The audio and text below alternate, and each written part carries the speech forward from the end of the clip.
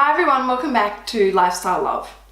Now, a lot of people have been asking me how I stay fit and healthy, especially, working full time and having a 2.5-year-old little boy and 2 dogs.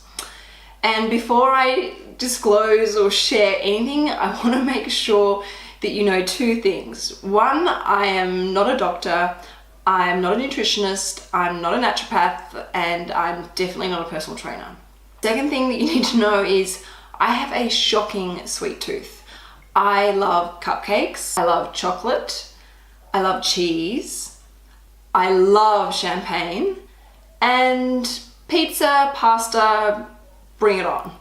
Having said that though, I do during the week, Monday to Friday, try and be as healthy as possible. Personally, I find if I start the day with a healthy meal, I'll feel good about myself and I feel inspired and encouraged to continue on eating healthily.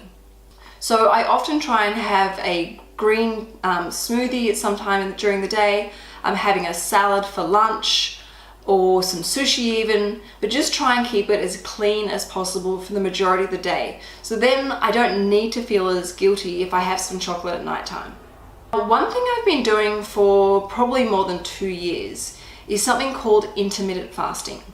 Now, for people who don't know what intermittent fasting is, it sounds pretty brutal and cruel, but you basically, stay away from consuming any food for an extended period of time, or you reduce your calorie intake for an extended period of time. And that period of time can range between 14 hours all the way up to, say, 24 hours. Now, I never go that extreme, up to 24 hours, because I know I just couldn't cope. But I try to fast at least once per week, if not twice. And normally I can find myself able to go for about 18-19 hours before I have my first meal.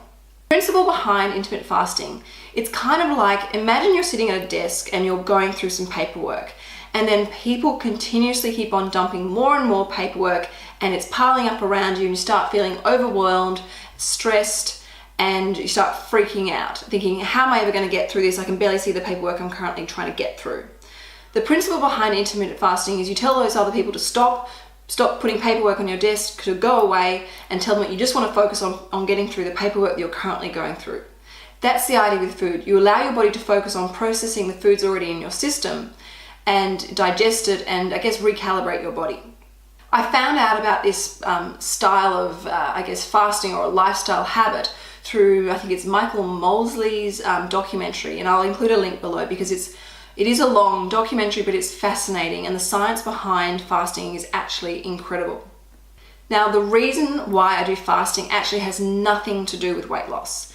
And yes, I probably am a little bit lighter than what I previously was before I did intermittent fasting, but I do not do it for any weight loss benefits. If I am trying to lose weight, I just simply cut out or cut down the processed food. Now, as I mentioned, there's amazing science behind intermittent fasting, and there are also lots of different styles and techniques as to how you can fast. And everyone, I think if you try it and you like it, you'll find your own unique way that fits in with your routine as to how to fast. But I've got 5 main points with backing the science behind intermittent fasting, so that you understand this is not about being cruel to your body, but actually helping it and helping it regenerate. One is it reduces the risk of diabetes. From fasting, your insulin level drops and your human growth hormone increases, which allows your body to repair, which is really important. 2, it reduces inflammation. 3, it improves risk against heart disease, high blood pressure, and high cholesterol. 4, in some studies, it reduced the risk of cancer, which I think is an amazing study or science alone to consider intermittent fasting. 5, it improves the growth of neurons within the brain.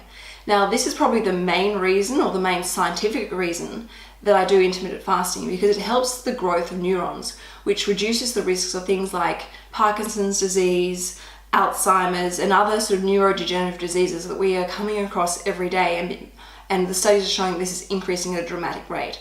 These are the ones that sort of frighten me the most, and probably one of my key motivations for doing intermittent fasting. Now, there are obviously the scientific reasons for considering, incorporating intermittent fasting in your routine.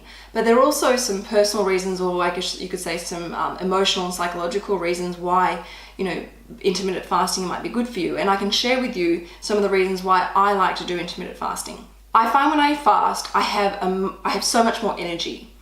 I jump out of bed with more energy. Amazingly, I actually don't feel hungry. A huge amount of focus and concentration skills. I find also that when I'm fasting and when I'd had my first meal after fasting, I will lean towards a more healthier meal than rather than snacking on like a chocolate bar or a fatty muesli bar. I make a much more conscious effort of what is the first meal that I'm going to put into my stomach that's empty after fasting. I also find that I sleep a lot better when I've been fasting. And most importantly, I just feel better. I feel like my body has recalibrated, especially if I've had, a weekend full of like lots of restaurant food or processed food. If I fast, I feel like I've recalibrated myself back together again. Now you might be wondering, like, how do I fit in intermittent fasting in my routine? And I think the key is, if you want to try doing this, you've got to have it in your routine so that you don't actually think about it, you just do it. So my routine with intermittent fasting is I have a very early dinner on Sunday night, sort of around 5 o'clock, but no later than 6. I then don't eat anything else other than, obviously, I make sure I stay hydrated the whole time, and I'll make sure I go to bed early. I'll then wake up in the morning, I might go for a run. If I'm not feeling like it, I won't. It depends on my energy levels, but generally speaking, because I'm fasting, I do actually have more energy than normal. I'll go for a run, I'll make sure I stay hydrated, and then I will, generally speaking, have my first meal or food around about 11 o'clock. So by then, I've probably squeezed in about 14 to 18 hours, depending on exactly what time I finished my last meal. For the remainder of the day, I take it easy. I don't gorge because I actually don't even feel like gorging. Your stomach does actually shrink a lot, so you don't need much food to eat after fasting. You feel full quite quickly. I will then try, but not always, if I can, incorporate one more day of intermittent fasting. And normally I like to try and make it Thursday evening. So Rocco and I will have an early meal together, and then I will apply the same principle and I will skip breakfast the following day and have my first meal again around about 11 o'clock, or when I feel really hungry and feel like I actually do need to put something of substance back into my stomach.